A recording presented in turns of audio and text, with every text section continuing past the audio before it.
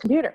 So we are here tonight. It's Tuesday, April 17th, and not going to be a long session really, but I just wanted to have a little chat with you about subscriptions. So if you pay attention to the email that comes from corporate, we have in the last few weeks probably gotten 3 reminders to turn our subscriptions on, and that has generated some dialogue probably for you, between you and your team members or you and your customers.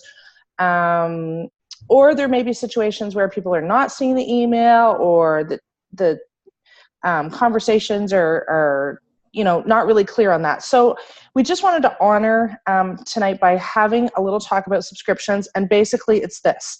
I want to do quickly, like really quick, because especially all of you, I think we're all on the same page. I'm not sure who Galaxy S4 is. Welcome, whoever you are. This is not training about what a subscription is, but we'll just do a little quick, like 2-3 minute thing on what. We're going to jump right into why. So why it's important, why subscriptions are important to you as an individual, to you as a business builder, and for your business. And then we're going to talk a little bit about the why not. So we're getting these reminders primarily because there are more people with subscriptions off than on. And so we want to explore that a bit. And particularly, I want to explore what is our role as sponsors in relation to the possible reasons that people do not have their subscriptions order. And what I'm hoping is to help you think about some things that may not have come to mind yet, or that may need to be important as you explore your virtual office and who does and doesn't have their subscription on, and how you might make some steps forward. So that's kind of the bulk of what I want to talk about. There shouldn't really be too much question about the how, because they keep resending us that video with the how. But what I would say is, if you're really like, I need to know how, hold on till the end. We'll let anybody who's really clear on that, they can pop off, but I don't mind staying behind and just running that through for anybody that wants to see a little bit about the how. So that's kind of the outline of what tonight's going to be. What I want to know right off is that if there's anyone that wants to put a question or questions out there about subscriptions, either because you're looking for an answer, or it's something that you're wondering, even if there isn't an answer, or you would like it for me to incorporate it in our conversation tonight, I would invite you now to just unmute yourself and pop it at me and throw it out there, or you can type it in the chat. Any wonderings or questions or things that it would be helpful for you if I touched on tonight as we address this topic. So I'm just going to give you about 30 seconds think time, just to see if there's anything rolling around your head that you want to put out there before we get kind of into my very quick notes.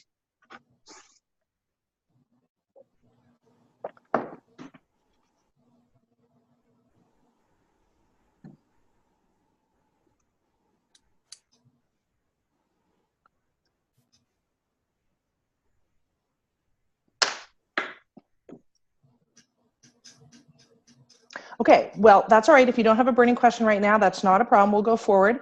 Again, feel free to interrupt me, either by unmuting yourself or by tapping in the chat as I go along.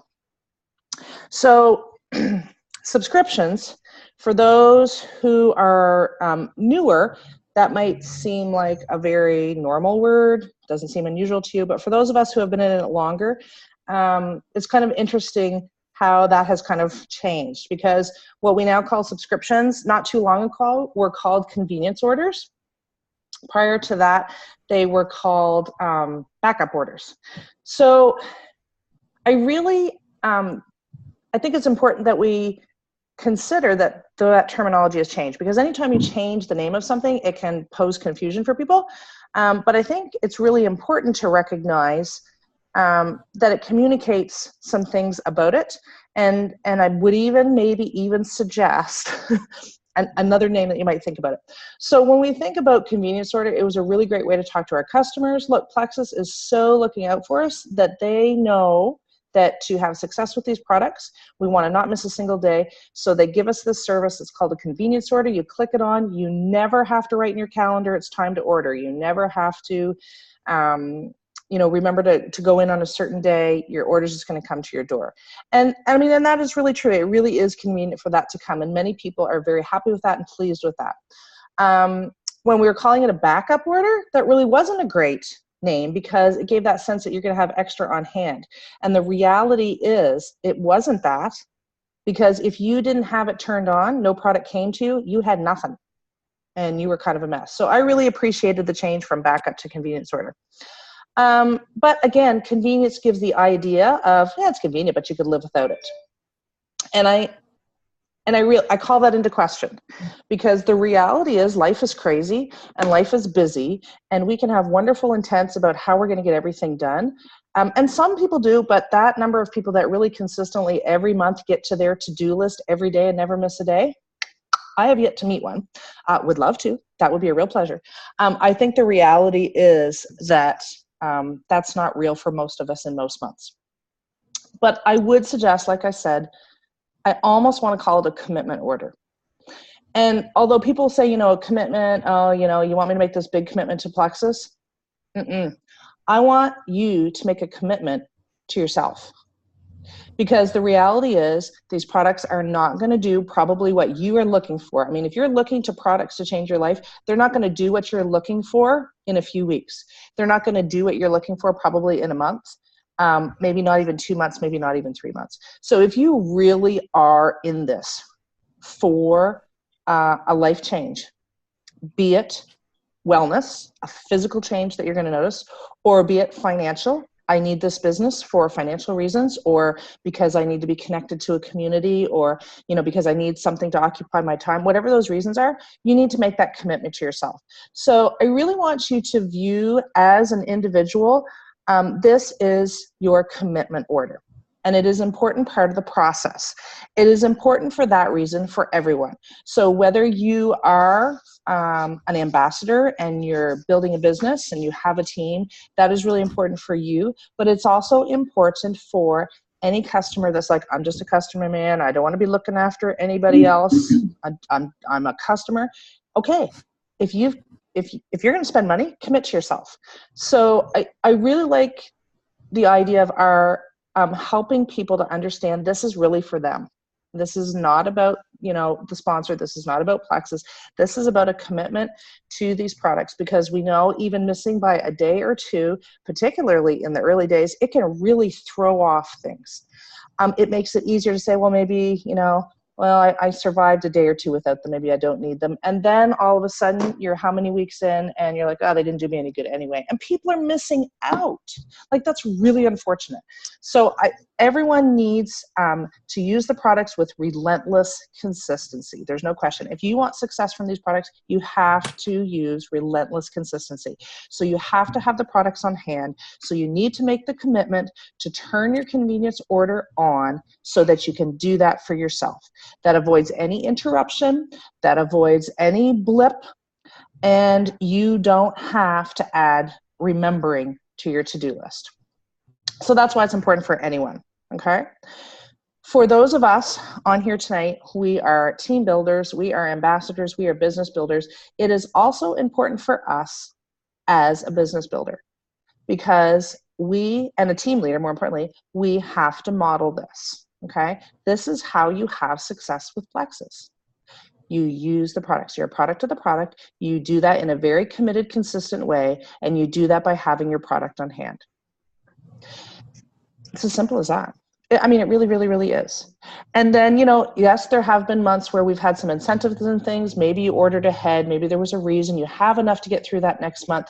Fine then. Make it a conditional convenience order if you wish. And that way it's only going to ship out if you need it to hit that PV, right?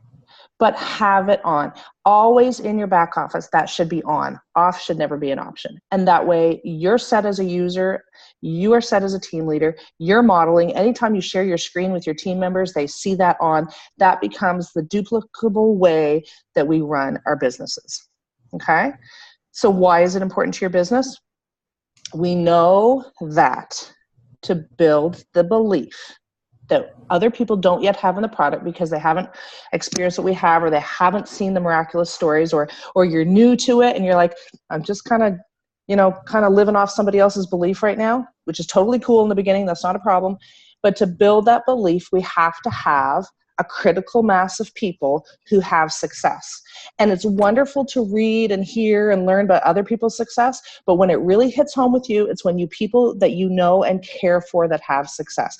That's what really skyrockets your belief, okay? So these people that you've taken the time and energy to reach out to and say, I really want to tell you about this amazing opportunity. I really want to tell you about how fantastic these products are. Those are the people that you care for. You want to see, you want to be a witness to their success, and you want them to be a witness to that, because that's going to build your belief. It's going to nurture it. That builds their belief. And that's how the process becomes duplicable. And the only way that you can build belief is if you have success. And the only way to have success is with that relentless consistency. So, you know, it shouldn't be a question. It's a duplicable way we run our business. Okay. The second thing from a business point of view is you don't want to get yourself in a mess where you're not commission qualified. You don't. You don't want to go there. And it does happen to some people. And that's really unfortunate, because there are months that go by where they've left money on the table. And as soon as that happens and that chips away at that belief, and next month it's harder to reach out to people, or it's harder to build, or it's harder, and you know, it's leaving success on the table. We don't want to do that for people, okay? So it should be just a duplicable habit. This is what we do to ensure that we're commission qualified. Another reason is the reality is that many of us are motivated by our goals. Okay, that's what keeps us going. And we have those goals, and we have short-term goals, and we have those long-term goals.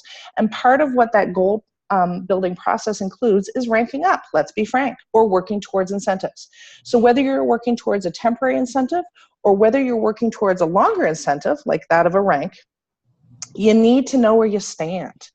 And the more people on your team who have those subscriptions on, the better footed you are to see where you are.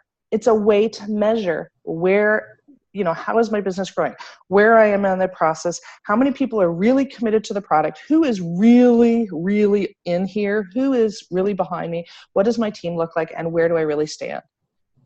So some of you may be familiar with the term that we used to use, which is called white lines.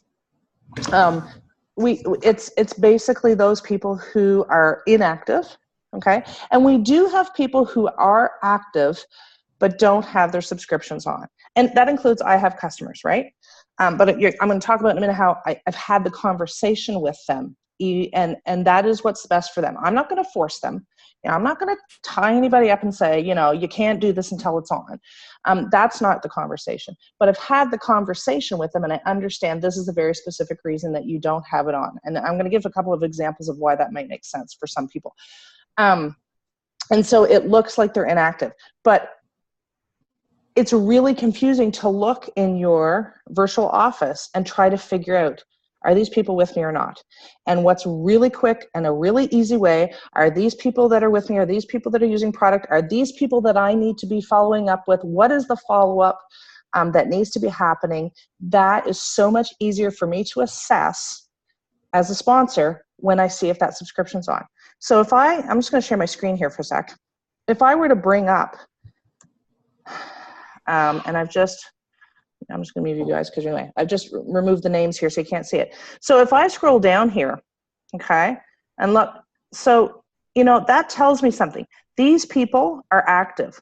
This means that when I go to talk to this person, it's a different conversation. These people right here, so that's the conversation I need to explore. So your subscription is not on. You know, what's going on? Why is that? So it really gives you a quick visual to know what's going on. Now, I did jump here. I'm trusting that you understand enough about your virtual office to find where this is in your virtual office, right? So all I've done is I've logged in. I think I'm just looking at who's on here. I think everybody, again, I'm not sure who Galaxy is, but I'm going to trust that you know what's going on. I've logged in. I've gone to points and rank up. It produces this list for me. And I can scroll over, and under subscriptions, it's really clear. I can tell really fast who's on and who's not. One of the pieces that you're going to hear me encourage you to do is to start tracking that. And you can do that in a live way, and I'm going to talk about that, but sometimes it's easier to do it as a once-a-month activity. So I'm just going to remind you, for those who don't know, you can also get this information by downloading your genealogy report. Okay, and I am not an expert in these reports by any stretch, but I do know how to do this. I choose the month that I want. I download the genealogy report, I export the data, and it's going to come up as an Excel document. Now, and it's going to look something like this. Here it is over here. Dummy data for training. Here we go. So this is what it looks like when I download it, okay? And so one of the things is that people who are not familiar with Excel, this just looks like a bunch of mumbo jumbo, right? And that's because a lot of the times you can't read what's going on here. So there's a couple things you can do. First of all, if you click in it, you can see the text up here, so you can actually read it, okay? Or another thing is you can just drag this wider so that you can see what it actually says, okay? But ultimately, what's going to happen is you're going to have your customer ID number, you have this sort first name, which I cleared out just for privacy, right? So these are all my first names, these are all my last names, this is their city, state, phone number, email, all these wonderful things. And when you go all the way across here, and again, I apologize here, I don't know where your faces are here. There we go, move them across. When I go all the way across here, here's this one, look at this, next auto ship. So it might be that rather than going and combing through your virtual office, you know, day to day, week to week to see who has your subscriptions on, which is one method, it can be part of your monthly work as a sponsor. So once a month, I download my genealogy, I tear it apart, I look at it, and I look for this, okay? And I want to show you, you could even do this. So I just have another set of data here where I got rid of the names. When I go across, here again, to next auto, first of all, I'm going to make it wider so I can read it, okay? So this is my next auto, and I sort it. I'm going to do a custom sort here. And I'm going to say I'm going to sort it by next auto order. And then here I have all the people who have it on. Sorry, I just got wrapped for some reason.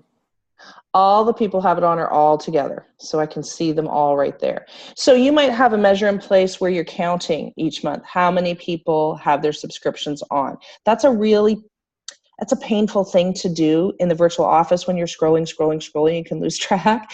If one of the measures of the success in your business is how many people have their subscription on, which is one of the measures we've used on our team, then this is a really easy way to do it. And I can scroll down and see, okay, this is how many people have their subscription on this month. Then I can track it from month to month to see if I'm growing or shrinking or what's going on. Okay, so I just wanted to mention that because people who are not familiar with Excel, don't be afraid to play with it. Because worst case scenario, you get in here, you delete something accidentally, well, it's not a big deal. You go back to your virtual office, you choose the month that it's from, you can re-download it, right? So it's not gonna be a big deal. What I'm hoping for, I can't see right now, but what I'm hoping for eventually is that they will have a method for us to be able to see in one of those reports from month to month to month who has their subscription on or off. And what happens now is no matter which of those months I choose right now, it's going to show me the current subscription that's on. So even if I were to go in and just choose December 2017, because what I was hoping is I could go back and I could track, okay, did they have their subscription on in December 2017? Sadly, it's showing me the subscription that is current right now. Okay, but what I would encourage us to be able to do, even though there isn't a report that does that right now, is to find a way to track month to month who is or who does not have their subscription on, because I think there's a lot of insight into when those subscriptions go off and what might be going on. Okay, so what I have done, it wasn't a big deal to me to not have that in my report because, oh, where's my planner? I have it in my planner. So in my planner each month, I have on the month view, of course I can never open to one. I don't think you can see really well here, but this is my month at a glance view. Okay, so it's the month in a typical calendar format. I have at the top what I used to do in my regular calendar where I wrote the person's birthday. I have their name. That means it's their subscription. It's not their birthday. That's the day that their subscription is set for. So at the beginning of each month, I sit down with my planner and I double check who has their subscriptions on and I write them and I watch for them. Okay. And so at the beginning of the month, I have prediction whose subscriptions should be going out for the month. Then I can track when I'm getting closer to the end of the month, did all those subscriptions go out? It helps me with my work, in tracking. Was there a credit card decline? Was there a holdup with the order? Is there a problem of some kind? Or did they go in and turn their subscription off? Okay. And the sooner you can catch that, if that happens, the more fluid the conversation is with them. Hey, listen, I was just looking at my virtual office today and I noticed your subscription was off. Was that something that you intended to do? It's a lot easier to have the conversation than it is to, like, 2 or 3 months from now go, oh, their subscription's off. Wonder when that was, because that's an uncomfortable conversation. It's hard to write back. So, I was coming back office. I noticed your subscription's off. What's going on? I turned that off 4 months ago, right? So I really would encourage you to do that. It's easier to have the conversation sooner. You know what to expect. And it's a starter for the conversation to either say, why did you turn it off? What's going on in your life? Those types of things. So I've spent a lot of time talking about why you should have your subscriptions on. That's great and easy for the people who are like, okay. And we have a lot of those people. Okay. But there are people, and you saw in my own virtual office, there are people with their subscriptions off. So what are the reasons that people have their subscriptions off? I'm going to give you a second. I want you to think about how many different reasons you can think of. And then I would love it if you would unmute yourself and shout them out. But if you don't want to unmute yourself and shout them out, type them there. So I'm just going to give everybody some think time. And I want you to think of what are the potential reasons that someone has their subscription turned off.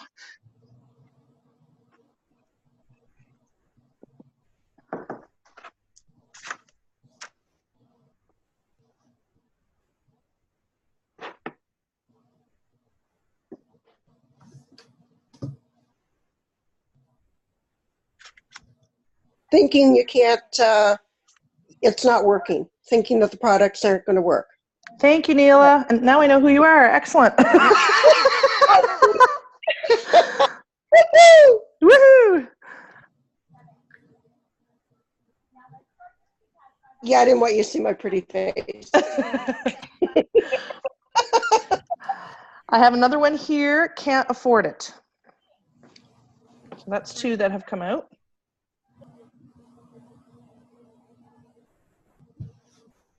I think cost is the one that I hear the most often. Okay. Excellent.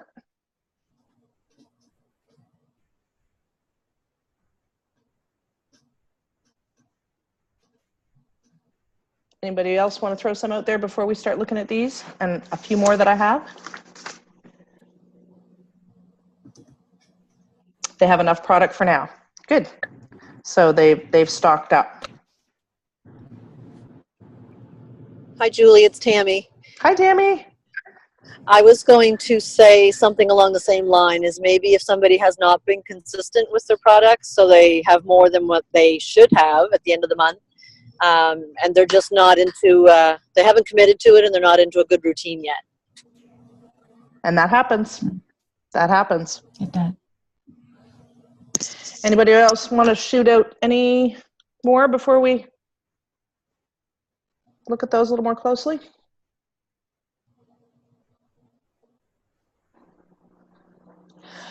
Okay, so this is the reality.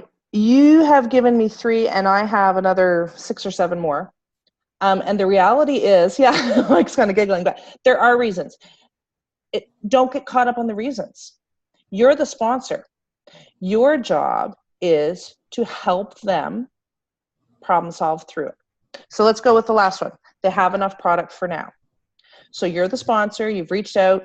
Gee, I noticed your subscription's off. Why is that? Oh, well, I haven't been taking the product consistently, and and I ordered that double welcome pack to begin with. So I really, I think I'm good for now. What's the next? What's your response? What do you say next? I would say, oh, that's really exciting. How much product do you have? Right? Because what do I want to know that for? How consistent they've been. I need to be involved in their consistency. And that arms me with a couple of pieces of information. I know how much product they have. I can do the calculation really quick. If they were to use what they have now consistently, when are they going to need more? Back it up a couple of weeks. It's time to talk about turning your subscription order on. Like, that is a firm date that I can put in my calendar.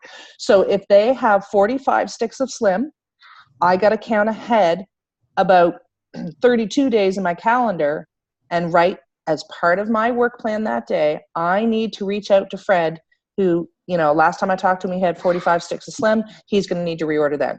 But for me, I wouldn't stop it there. When else would I check in with Fred?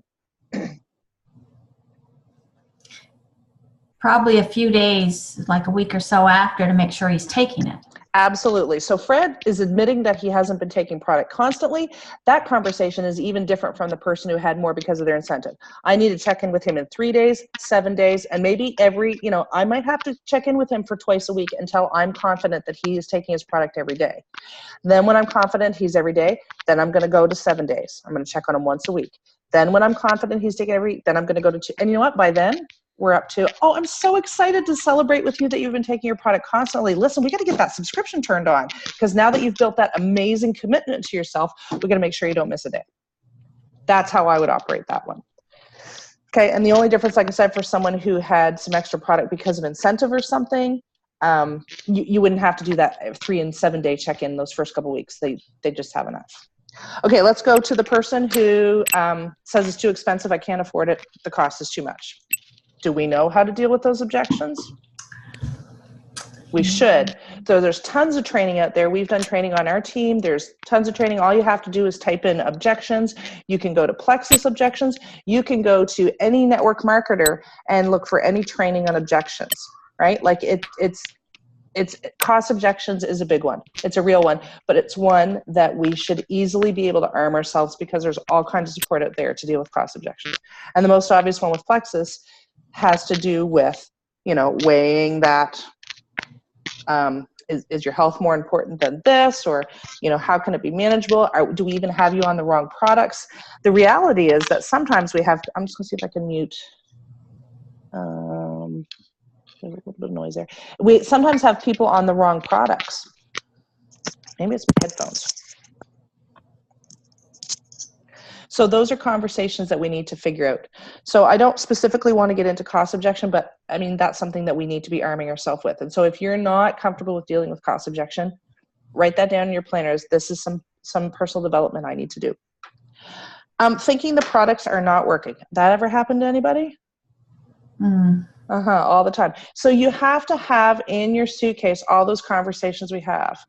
So, and some of those are, how are you taking your product? And you literally have to ask people, how are you taking your product? How many are you taking? What time of the day are you taking them?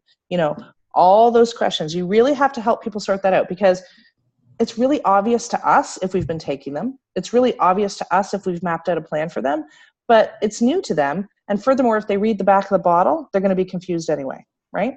So it's not enough to just say, this is how you should take them. You literally have to ask, what are you taking and how? So I'm checking with people this week that started last week. I'm checking with people that started 2 weeks ago. Hey, how's your day going? Listen, just checking in on how your product's going. What are you taking and when? I'm that specific. The water piece always has to be part of your conversation. Helping them problem solve. If they're taking BioCleanse too close to bedtime and they're not sleeping, it's oxygenate. Okay, let's find a different part of the day for BioCleanse. Those types of things you need to be ready to do. So the product will not work if they're not consistent, if they're not drinking their water, if they're not taking it the way that really is a good design for their body, or if ultimately they pick the wrong product. So you have to be prepared to walk them through all that. And that is a big reason that people turn their orders off. Either the sense that the product isn't working, because sometimes the conversation, I forgot one, sometimes the conversation is helping them to see the things they should be noticing. Because it's like we've said 100 times. Somebody can say, I need this because I want to feel better, I want to have good energy, but their secret mission is to lose, 15 pounds in 5 days. So you have to help them to stay the course. You've got to help them. So what are you noticing about your cravings? What are you noticing about your sleep? What are you noticing about, your need for naps? Sometimes you have to help point those out to them. They need help in recognizing what to celebrate those small wins to be able to keep trucking on to the big win. All right, some more ideas that I had. I think sometimes we make assumptions about, well, there was an email that came out about that, so I don't want to bother them with that. You know, they got an email this week about turning on their subscription. It's probably, you know, too much for me to reach out to them and remind them. Bull. In a lot of cases, if these people are not consistent and committed, that went to their junk email anyway, right? They probably didn't read it. And you know what? Just because they got the email doesn't mean they understood it. So I'm really, really, really weary of people thinking, you know, they can kind of take care of themselves. And I posted for our one big team, I posted, you know, customer care is a part of what you signed up for when you signed up as a sponsor. You did. You signed up for customer care. We need to care for our customers, and part of caring for the customers is teaching them how to care for themselves, and that is not instantaneous. That's not done in the first week. That's not done in the first month. Customer care is ongoing, and customer care includes, hey, did you get the email about the subscription order? You know, what'd you think about that? And then if they did, you engage in that conversation. If they didn't, oh my goodness, it's really important that you get that message. Let me tell you about it. I mean, this is what we do for people. We have to share that with them. Sometimes people don't have them turned on because they didn't get that personal contact from their sponsor. I truly believe that. They didn't sign up for Plexus, they signed up with you, right? How many times have we talked about it? They were attracted to you. They bought into this because of you. So there's no way that those automated emails are customer care. They're a nice little service. They're great. They're super reminders for us. They are not customer care. So they need to be contacted by you. Even if they got the email, they read it, and they understood it, I still believe they should be contacted by you. You need to convey what this is and why it's important. And you need to hear from them why it's not on and help them work through that. I had wrong products on the list, which is completely related to their thinking they're on the wrong products. The products aren't working. Sometimes we do have them on the wrong products. Sometimes you need to help them tweak. So yeah, maybe they needed to turn the subscription for, you know, the Slim and BioCleanse off right now because they need some ease. They need to have, you know, some relief from some of that inflammation before they're going to be ready for that next thing. So you have to be ready to problem solve that, because there's no sense in their having a subscription of the wrong product coming to them. Sometimes I'm going to say that you put the reminders out and they ignored your message. Anybody get their messages ignored ever? And that goes down to that 4-letter word. Call them. And I hate the phone. Like, I hate the phone. But if somebody is ignoring your messages, pick up the phone and call them, right?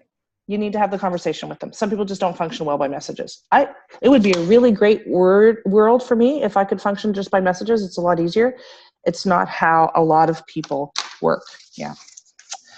I also have here that some of the reason might have to do with the Canadian switchover. And I know that we're talking about subscriptions and turning them on in that context right now. So let's be frank and honest about some of the other challenges that may exist. Did you have people that had their subscription order on and it was kind of convenient for them for it to be canceled with the switch over to Canada because it was an exit strategy for them? Were they looking for a reason to stop it, or were they looking for you not to remind them? I mean, that this is a possibility, right? I would love to think that anybody that had their subscription order on before coming to Canada that doesn't have it on now, just they missed something. They didn't quite understand, or there was a little technical glitch, or, you know, I would love to think that's true. I think I have to be realistic, and I have to consider the fact that some people use this as an exit strategy. So that goes back to, you know, we're going to honor that if that's really where they are, but we can't assume that, and we can't let it lay. So you have to reach out. You have to go back. You need to look and say, hey, look, they ordered in this month, and they're not ordering now. Let's have the conversation. And part of that conversation may be, because, you know, sometimes when sign up, especially if we've helped them with sign up, even that whole agreement piece that comes up, especially if they're an ambassador. So when they re-register under the Canadian site, there's that whole agreement thing, and you have to scroll, and it says in great big signature. If they didn't remember that you actually did that before, you just don't remember it. Or if that brings angst, I didn't have a chance to read all that, you have to support people through that. Do they need to copy and paste it and read it first so that they know what they're agreeing to? Do they just need to be reminded this is a standard waiver that we sign anytime we sign up for anything? Netflix, iTunes, we did all that for all of those. Is there something in particular they're worried about? And the social insurance number, right? Like, for some people, that is something with which they're not comfortable. And that's easy. The conversation is, hey, that's not a problem. You should be a preferred customer. Let's get you fixed up as a preferred customer right now. Same thing, going to get your product. We're going to turn your subscription order so you never miss. You're going to be a committed customer. And, by the 4th month, the price comes down to really pretty close to the ambassador pricing anyway. This is not a problem. So all those barriers that I listed, even some of the ugly ones, each and every one of them has something in common. It can lead to a conversation that is best done over the phone, but, a conversation nonetheless. You have a responsibility as their sponsor to find out why their subscription is not on, to be a really good listener, to listen for what they're actually saying, but also to listen for what may be hidden underneath that they're not able to say right out, but that you can kind of tease out, and support them through that process. Because they started this in the first place. And no, it's not for everybody forever. Some people are going to be done, or some people, I said I have a customer that she is not going to turn a subscription on, and that's fine. She coordinates all her orders. She's retired. She coordinates all her orders around her travel. Well, that makes perfect sense. But she has it all coordinated. She knows exactly when she's going to be away, how much product she's going to need for that period of time. And we have the conversation every time. Okay, I'm going to be away for this many months. And she places her order. I'm totally cool with that because I know and understand the reason. One other example that we can help support people through is the inconsistent piece. So, let me give an example. Okay, so somebody, for example, maybe that uses BioCleanse. Let's say you have a customer, they only use BioCleanse, okay? And they're not taking 4 a day. They don't need a bottle every month. I understand that. I totally get it.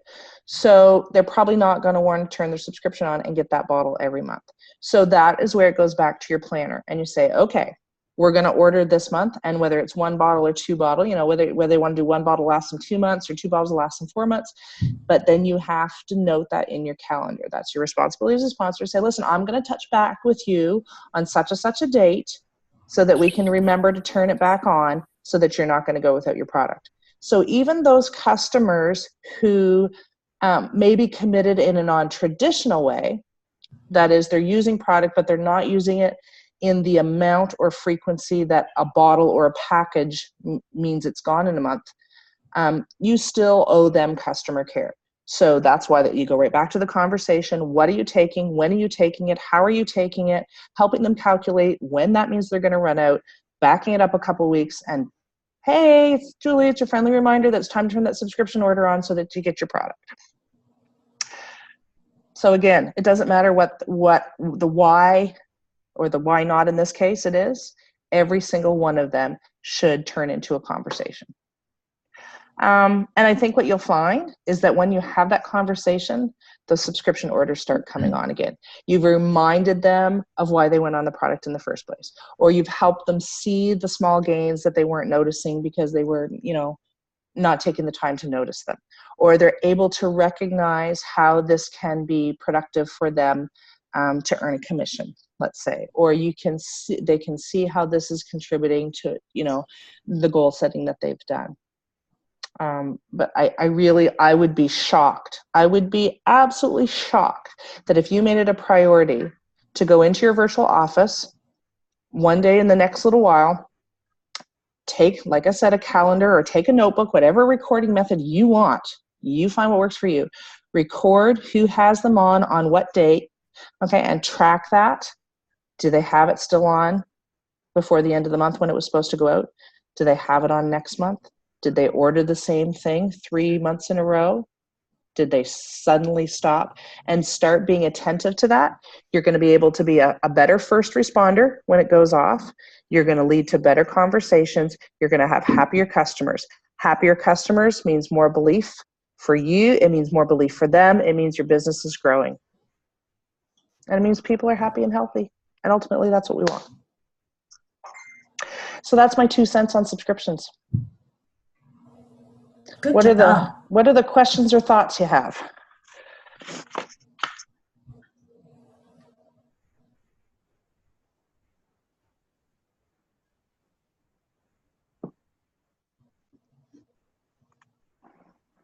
How do you overcome the obstacle when they say they just can't afford it? I have an ambassador right now. I know she needs the product. She loves the product. She really wants to take it, but she just doesn't have the money. And I've tried getting her 3 people, but she doesn't understand the consistency thing. In terms of she needs to use the product consistently, or she needs to reach out to people consistently? In her posting and her, Yeah. Her daily IPAs. Yeah. I've told her, and I can't seem to get it across to her, but she really wants to take the product, but she doesn't have the money. Yeah. So there are a couple things that come to mind, and I see Tanya, you're the queen answering these types of questions, so I'd invite you to jump in here in a sec. But certainly I would look at my headphones are freaking out again. I would look at the conversation of revisiting her goals, of course. Then I would look at, are there things that you can eliminate? I know that some people have done the whole comparison piece. And keeping track for a month of where you're spending other money is the way you can find it there. But ultimately, you're right that I'm wondering why that's weird. If you're not consistent with how you run your business, you're not going to make a commission. And I don't lie to people about that. And posting on Facebook and nothing else is not going to build your business. I can guarantee you that. No, she doesn't even do that. Right. Like, it's very rare that she posts. So that's when she's not consistent. I've gone over what can we use? Like, what can you do? She's giving up cigarettes. She's done all this sacrificing. She's just not there. So I try to help get to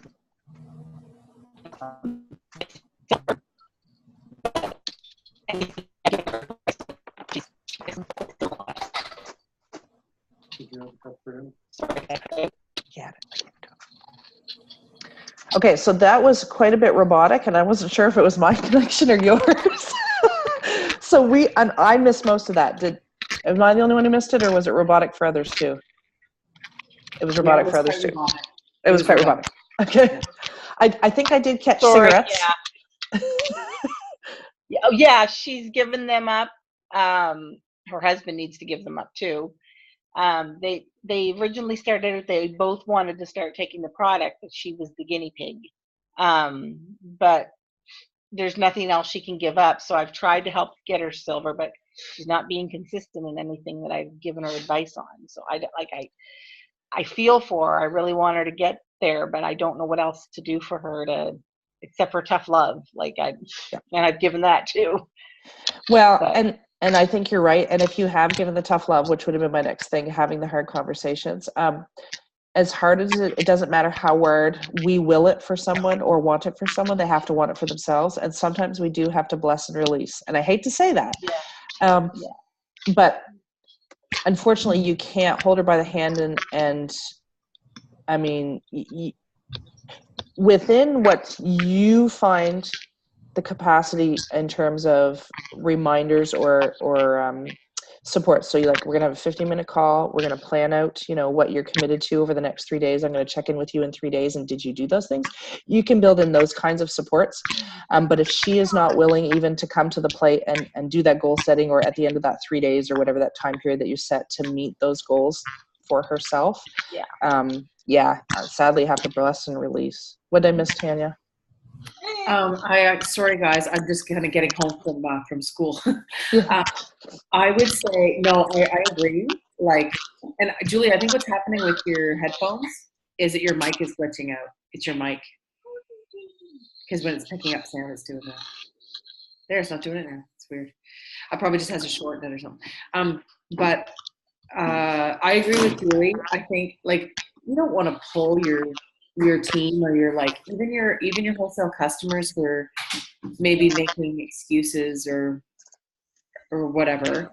You definitely want to help them as much as you can. But if you've done all the things and they're still kind of trying to find reasons to make excuses or whatever, then sometimes it's just time to say goodbye. Yeah. Or to say to yourself, give yourself permission to say, okay, I've done the best I can. Yeah. Yeah. That's kind of what I've done. Oops. I think you're muted. Oh, there we go. I've given her all the advice I can. I told her what she needs to do and given her some tough love, and she still has the excuses and the reasons why she can't. She's tried. She can't find anybody, and she's asked everybody. She knows.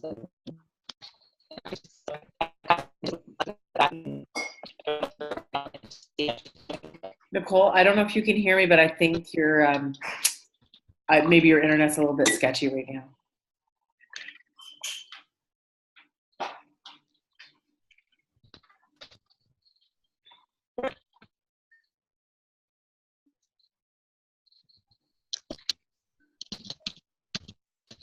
Oh, I think she's typing. I can hear her typing. It's awesome.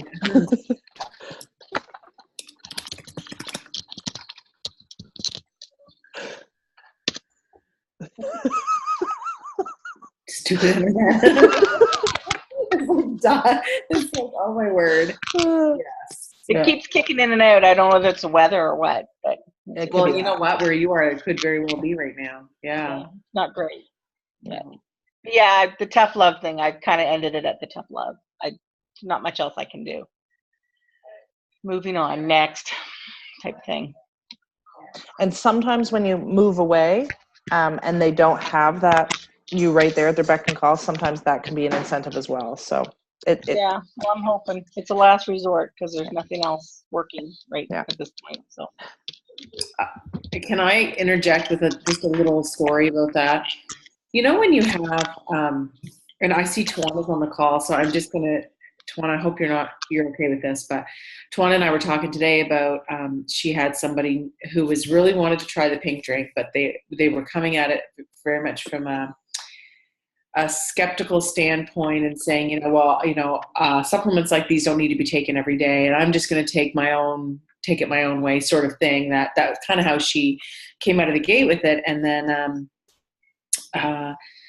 she was talking about the expense of it, and so really the real objection obviously was going to be the cost. She also talked about how she had already been in one of these home-based businesses before. And how she knew that it would draw you in and promise you things. She didn't use exactly those words, but she did say one of those home-based businesses. Before I even said to Tawana, once I had the whole story, I would have recommended when I have people like that, when they just want to buy a bag of Slim from me to try it, sort of thing, I've always kind of discouraged from that. And Julie, over time, I've come to you and said, I've got this friend, and they just you're like, no, it's your business. They're a customer, and that's the end of it. So, and that's what the advice I would have given to Tawana. He knew instinctively to do that, and to sort of bless and release the situation in case, if that wasn't going to work out, but still sent the lady the information. That's kind of the same thing, isn't it? Because sometimes people come to us that way. And so good on you, Tawana. Yeah. For knowing to do that. And it's not that we don't want to help people. It's not that at all. But I mean, if people are coming at it, all wrong, and maybe your girl, Nicole, is coming at it a little bit from that negatory angle. I like what Julie said about sometimes when you give people a beat, you know what I mean? Like take a beat, step back, and let them. Sometimes that. So in that case, did did she actually give the customer the slim, or did she just say, look, I don't think maybe this is for you at this time, and step back? I think what she did, and if Tawana, feel free to speak if you wish, anytime, but what she did, she said thanks. Tawana actually sent her the slim information sheet.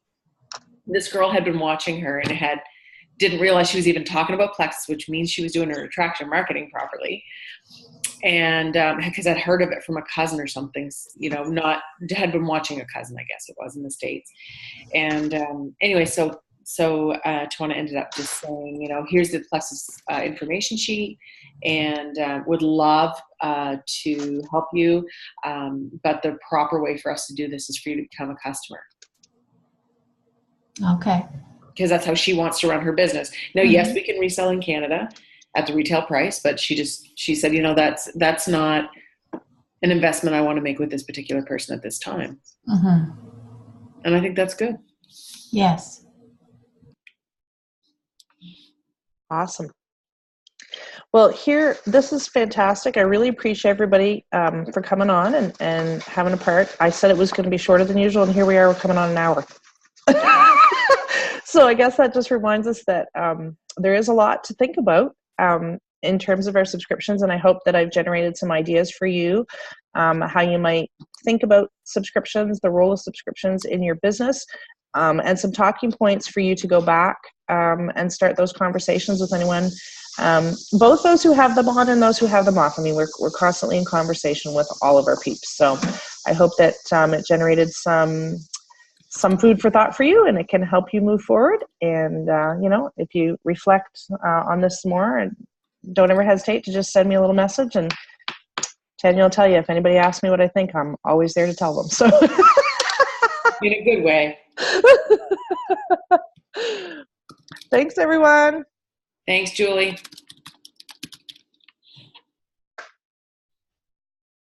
Yes, and we recorded it, so we'll put up the recording. Perfect.